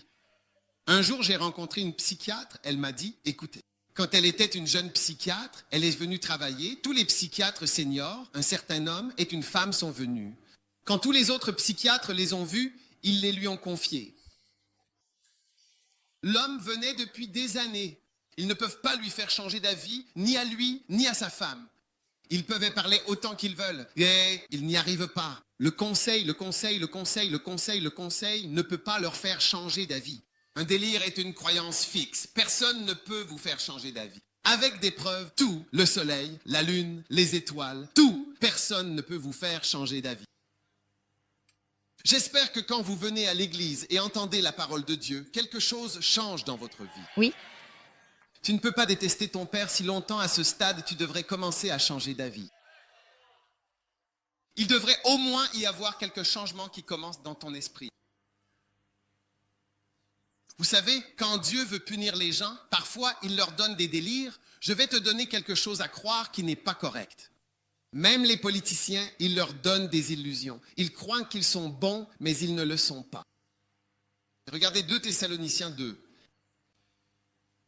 En fait, l'esprit éprouve le désir de vouloir souvent beaucoup de choses. Donc, 2 Thessaloniciens, chapitre 2, verset 10. Et Et avec toutes les séductions de l'injustice pour ceux qui périssent parce qu'ils n'ont pas reçu l'amour de la vérité, quand on n'aime pas la vérité, afin qu'ils soient sauvés. Verset 11, c'est pourquoi Dieu leur enverra une puissance d'égarement. Il vous laissera croire. Comme ce qui se passe en Europe, ils croient que l'homosexualité est normale. Oui, ils y croient de tout leur cœur. Ils croient qu'un garçon naît, mais qu'il est une fille. C'est incroyable. Des présidents, des premiers ministres, Dieu leur a envoyé une puissante illusion. C'est une punition pour avoir rejeté Dieu. La France est couverte d'églises. Regardez, j'ai traversé la France de bout en bout, de haut en bas en train. Quand vous fermez les yeux, puis les ouvrez et regardez par la fenêtre, vous voyez toujours une église. Oui, du nord au sud de la France. Si vous fermez les yeux puis les ouvrez, vous verrez une église. J'avais l'habitude. J'ai pris le train en France de nombreuses fois. Je m'asseyais dans le train, comptais les églises pendant que le train roulait à grande vitesse. Je disais 1, 2, 3, 4, église, église, église, église. Mais ils ont chassé Dieu. Il n'y a plus rien de semblable à Dieu en France aujourd'hui. Dieu a dit, oh non, je ne suis pas là, tu vois. Alors j'enverrai, remets l'écriture à sa place. Je vous enverrai une puissance d'égarement afin que vous croyiez aux mensonges comme punition. Donc, en tant que personne, tu dois craindre les illusions. Quand tu sens qu'il y a en toi une conviction profonde qui ne change pas, tu dois t'inquiéter, te dire, il y a quelque chose qui ne va pas. Il y a quelque chose de dangereux dans ma vie. C'est une forme de folie. Tu vois certaines personnes, tu ne peux pas les conseiller sur trop de choses. Sur certains sujets, tu les conseilles, c'est comme si tu parlais à des anges. Sur le sujet eux, ils sont comme des fous. Beaucoup ont un sujet sur lequel on ne change jamais d'avis. Demande à ton voisin, quel est ce sujet inébranlable? Aujourd'hui marque le changement de ce sujet. Amen. Le changement de ce comportement et de cette croyance dans ce domaine. On peut te conseiller encore et encore. Il n'y a aucun changement. Et puis le dernier, je vous en donne juste un de plus. Esprit déséquilibré. Un esprit qui n'est pas sain. Isolement. Une tendance à l'isolement. Oui. Tendance isolationniste, tendance à être seul. Jude 1, verset 19. Magnifique. Ceux-ci sont précisément ceux qui se séparent eux-mêmes. Et cette séparation, il dit, n'ayant pas l'esprit. N'ayant pas quel esprit? L'esprit de puissance, l'esprit d'amour et l'esprit d'un esprit saint.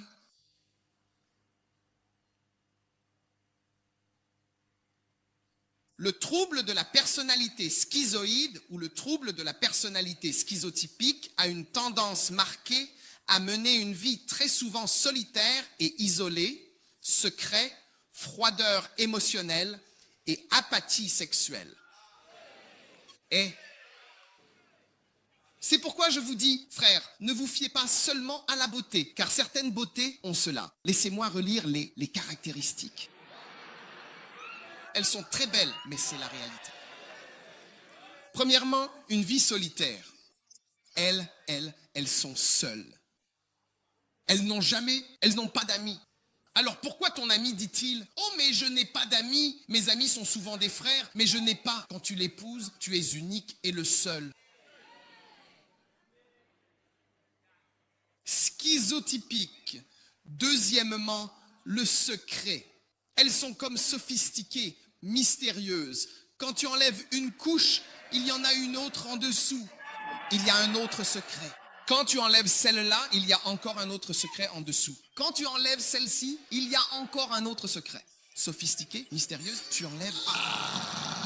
Tu vois ça? Quand est-ce que je verrai enfin le vrai mystère lui-même?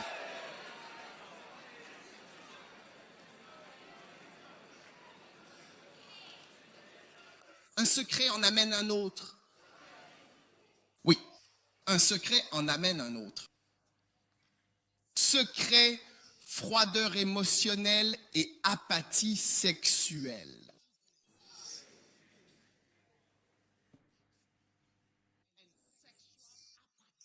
Apathie. Apathique quand il s'agit de sexe. Des cadavres. Quand tu te maries, tu as épousé un dé, tu as épousé un plat. Autant prendre un ballon et te rendre heureux toi-même. Tu as épousé un plat, je veux dire un flatliner. Un flatliner, c'est tout, voilà. Tu as épousé, je veux dire, tu as épousé une banane. Je veux dire, juste une crêpe. Ça reste là, inerte. Je veux dire, maintenant, ça ne peut plus bouger. Il n'y a pas de vie. Froideur émotionnelle, apathie sexuelle. Et schizotype. C'est un trouble de la personnalité. Quelque chose qui est censé être en mouvement et joyeux. Froideur émotionnelle, la personne est assise, reste assise. Alors tu aimes, il dit je l'aime. Est-ce que tu sais, il dit je ressens beaucoup d'amour. Je ressens beaucoup d'amour pour la gloire de Dieu. Tu ressens beaucoup d'amour pour la gloire de Dieu.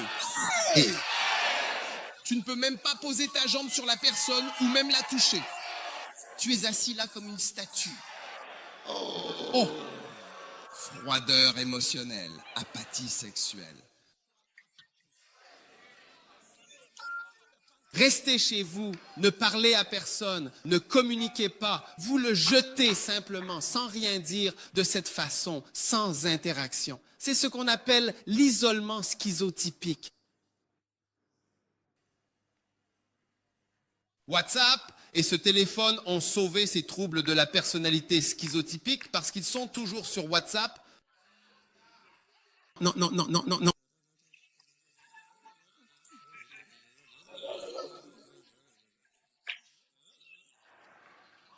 Le trouble de la personnalité schizotypique est sur le téléphone.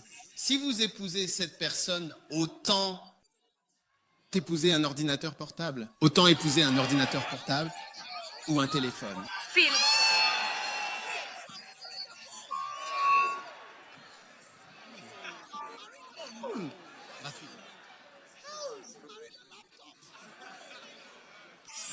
L'isolement osseux.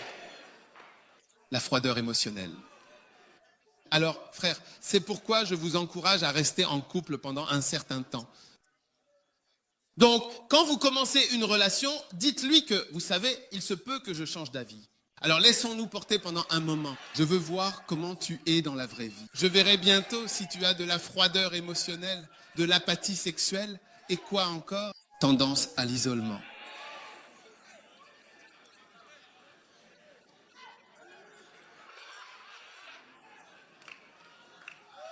Les filles de Wesley Girls, elles ont beaucoup de ça. Les filles de Wesley. Les filles de Wesley. Les vraies femmes, on leur apprend à marcher comme si elles avaient des livres sur la tête. Marche comme ça. Belle mais froide émotionnellement. Belle mais froide émotionnellement. Combien veulent quelqu'un de froid émotionnellement? Combien veulent quelque chose qui coule comme une méduse vivante? Waouh! Recevez cela au nom de Jésus. Votre lune de miel sera belle. Votre lune de miel sera belle. Allez épouser quelque chose qui est en réalité l'un de ces troubles mentaux.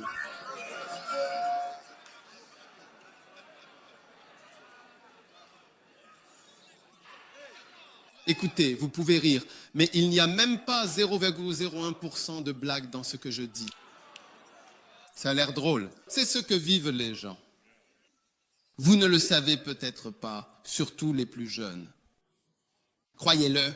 Mais vous pouvez le voir à l'église. Et rappelez-vous, être belle et spirituelle à l'église ne veut pas dire que c'est agréable de vivre avec vous, pour travailler avec, même pour travailler avec. Oui, vous pouvez aller au travail et quand vous voyez cette personne, vous devenez tendu, secrète, isolée, très tendue, émotive, froide. Pas de sourire. Bonjour. Bonjour. Comment ça va? Tout va bien. Tout va bien? Et puis vous voyez qu'il travaille. Froide, vraiment émotionnellement.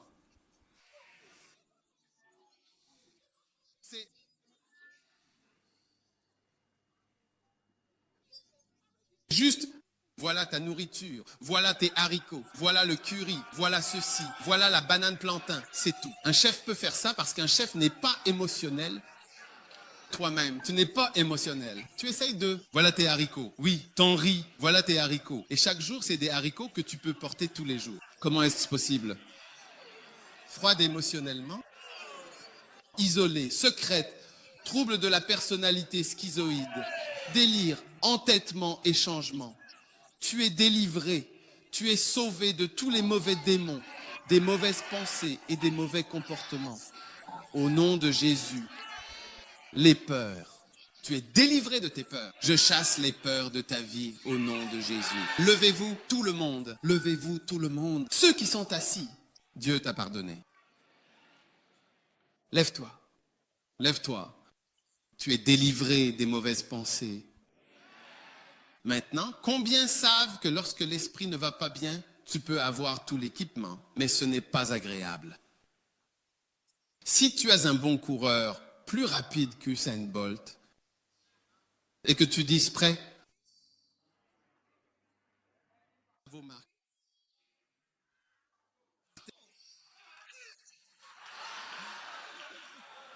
il commence à rire et à danser.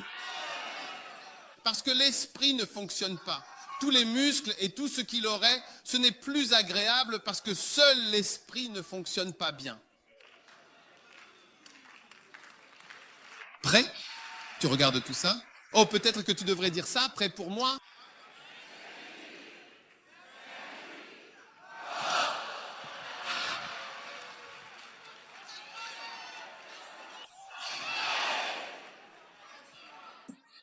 C'est bien et agréable à ton sujet. Ça ne va pas marcher à cause du stress. Au lieu de courir, tu fais signe, tu ris, tu as l'impression d'avoir déjà gagné. Tu es délivré d'une personne avec un trouble de la personnalité. Lève la main, Père, merci pour la victoire. Sur un homme saint d'esprit. En ce moment même, je chasse les esprits mauvais. Sortez maintenant au nom de Jésus. Démons, imagination, pensée, mauvaise personnalité, esprits hérités, diverses attitudes et mentalités héritées. Je vous lie et je brise votre emprise maintenant. Sortez au nom de Jésus. Illusion, peur, angoisse, dépression, folie, ainsi que défauts et aussi troubles de la personnalité. Je vous chasse maintenant au nom de Jésus. Vous êtes libre de tout esprit mauvais et de tout esprit de lourdeur sur votre vie. Au nom de Jésus, libère-le maintenant. Libère-le maintenant. Certains d'entre vous le reçoivent en regardant un film dans votre famille, dans votre maison.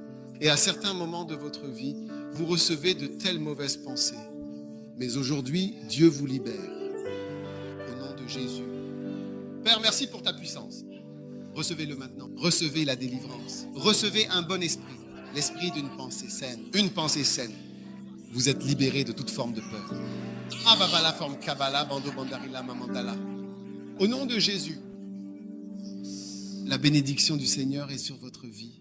Posez votre main sur votre tête maintenant. Père, je te remercie. Tout ce qui ne fonctionne pas dans nos esprits, dans nos âmes. Ce qui fait que les gens ne nous emploient pas. Ce qui fait que les gens ne nous épousent pas. Ce qui ne rend pas les gens heureux de rester avec nous. Ce qui ne rend pas les gens heureux d'être nos amis. Ah, nous recevons la guérison maintenant. Nous recevons la guérison de toute mentalité que nous avons héritée. Toute mauvaise pensée, tout mauvais sentiment et toute mauvaise attitude. Au nom de Jésus. Je lis l'esprit de méchanceté. Méchanceté, mauvaise relation, rupture de relation en permanence. Incapacité à se marier, inapte au mariage. Ah, tu ne peux pas être un partenaire, tu ne peux pas être un conjoint, tu ne peux pas être en couple. Je le lis maintenant au nom de Jésus. Père, merci. Lève ta main et remercie Dieu pour la délivrance de tout esprit mauvais. Dieu ne nous a pas donné un esprit de peur. Il nous a donné un esprit de puissance, un esprit d'amour et un esprit de sagesse. Père, nous te rendons grâce et nous te louons au nom de Jésus. Offrez aussi une grande ovation au Seigneur.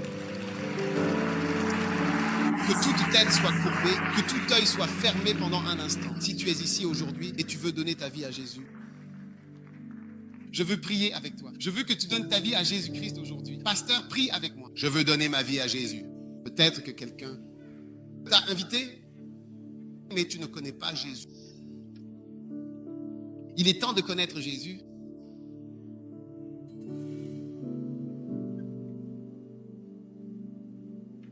Si tu es ici et que tu veux donner ta vie à Jésus, pasteur, prie avec moi. Je suis fatigué d'être têtu, fatigué de lutter contre Dieu. Je veux accepter Jésus comme mon sauveur. Si tu es dans ce cas, lève la main, ta main droite, et je vais prier avec toi. Je veux, pasteur, prier avec moi. Prie avec moi. Je suis fatigué de lutter à propos de Dieu. Je veux Dieu maintenant. Je veux Dieu de façon très sérieuse. Je ne veux plus faire semblant et je veux être sérieux avec Dieu. Je veux que Jésus vienne dans ma vie. Je veux que Jésus me transforme maintenant. Plus de lutte, j'abandonne. Je m'abandonne à Dieu. Alors ta main doit être levée bien haut. Que Dieu te bénisse, que Dieu te bénisse, que Dieu te bénisse. Je vois toutes vos mains. Si tu as levé la main, viens devant. Viens vers moi. Viens moi. Viens vers moi maintenant. Viens vers moi. Viens vers moi ici devant. Viens jusqu'au bout, rapidement. Rapidement. Viens vers moi vite. Viens vers moi. Viens jusqu'ici vers moi. Je veux prier avec toi. Viens. Avec ta main levée comme ça, je me rends vers Jésus-Christ. Que Dieu te bénisse. Que Dieu te bénisse. Viens. Magnifique. Magnifique. Maintenant, vous qui êtes venus devant, levez les mains et laissez-moi prier avec vous. Levez bien haut vos mains et prions. Répétez cette prière avec moi. Dites, Jésus, s'il te plaît, pardonne-moi mes péchés. Levez bien haut votre main. Dites, Jésus, s'il te plaît, pardonne-moi. Je te donne ma vie. Je suis désolé pour mon entêtement. Aujourd'hui, je donne ma vie à Dieu. Merci Jésus. S'il te plaît, écris mon nom. S'il te plaît, écris mon nom dans le livre de vie. À partir d'aujourd'hui, j'appartiens à Jésus. Je servirai Jésus. Je suis un enfant de Dieu. Dites, je suis un enfant de Dieu. J'ai abandonné toute méchanceté, tout péché, toute méchanceté. À partir de ce soir, aujourd'hui, Dès aujourd'hui. j'appartiens à Dieu. J'appartiens à Jésus-Christ. Merci Seigneur de m'avoir sauvé. Au nom de Jésus, Amen. Que Dieu vous bénisse. Maintenant, avant que vous ne repartiez, je veux vous offrir un de mes livres. Parce que vous êtes venus devant, je veux vous offrir un de mes livres en cadeau. Est-ce que vous le lirez? Il est écrit comment prier. Comment prier? Veux-tu savoir comment prier? Dieu va changer ta vie. Ce livre, quand tu le ramèneras chez toi, il y aura de la puissance dans ta maison. Quelqu'un ici, il y a un démon dans ta maison. Mais quand tu rentreras chez toi avec ce livre, le démon quittera ta maison. Au nom de Jésus, Amen. Maintenant, dès que nous aurons terminé, quand nous dirons Amen, je vois que les gens partent. Venez ici de ce côté. Vous voyez le coin rouge du salut. Venez là-bas. Nous allons prier avec vous encore 1 minute et vous donner quelque chose, puis vous repartirez. Alors, vous tous qui tenez ce livre, vous êtes là. Allô?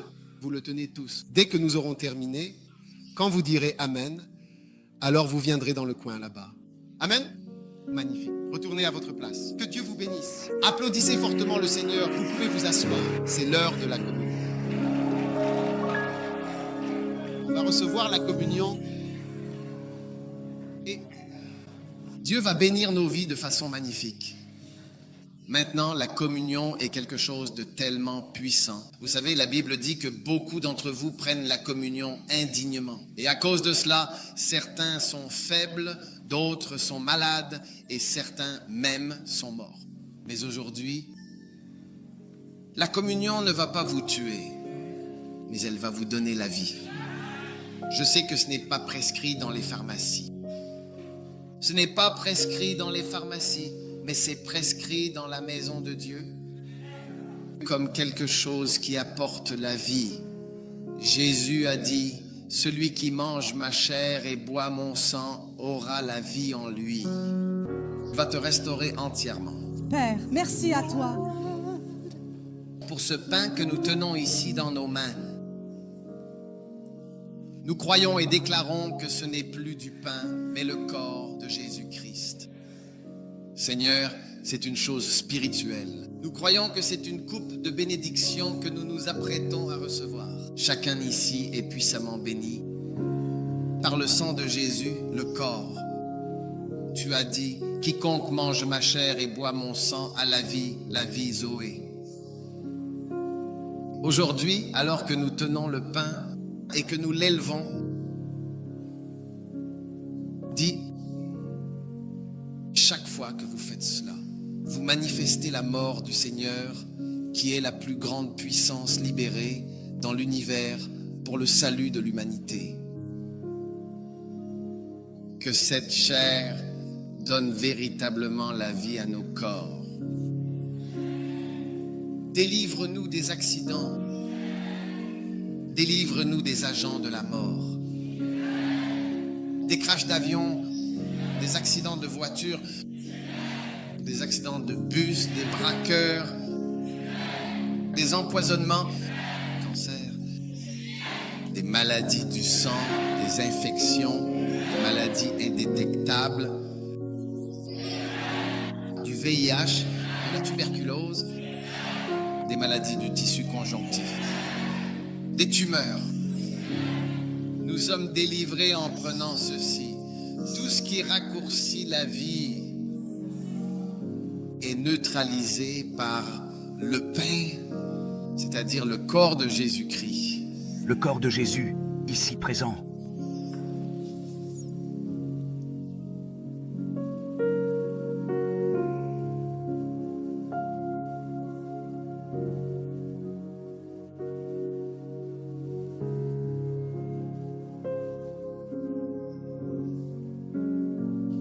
Voyant le sang, je plaiderai pour vous.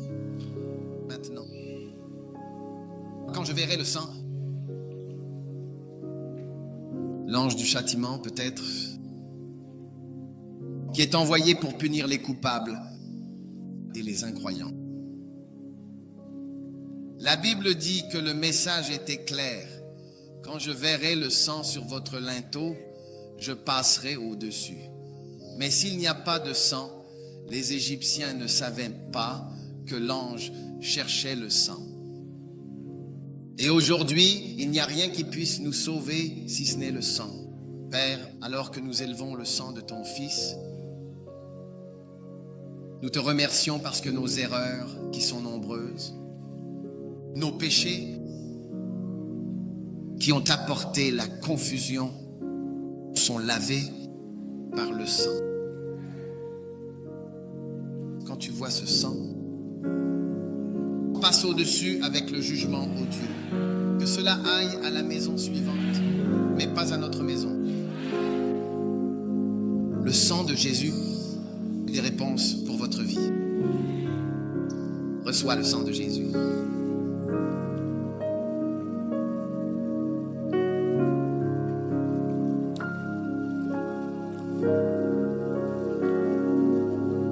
Lève main.